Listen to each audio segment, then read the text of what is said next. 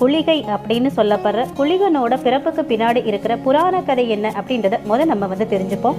ராவணனுடைய மனைவி மண்டோதரி கருவுற்று பிரசவிக்கிற தருணத்துல ராவணன் என்ன நினைக்கிறானா, இந்த உலகத்துல யாராலுமே வெல்ல முடியாத பேராற்றல் மிக்க ஒருவன் தான் தனக்கு மகனா பிறக்கணும் அப்படின்னு நினைக்கிறான்.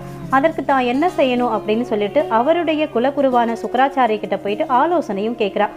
அதுக்கு உடனே சுக்கராச்சாரியார் என்ன சொல்றாருன்னா, 9 கோள்களும் ஒரே கட்டத்துல இருக்கிற நேரத்துல உன்னுடைய மகன் பிறந்தா அந்த மாதிரி இருப்பான், அதாவது மிகப்பெரிய பேராற்றல் மிக்கவனா இருப்பான் அப்படின்னு சொல்லிடுறாரு.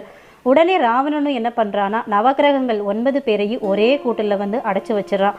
ஆனாலும் மண்டோதரிக்கு குழந்தை பிறக்காம பிரசவ வலி அதிகமாகிக்கிட்டே போகுது.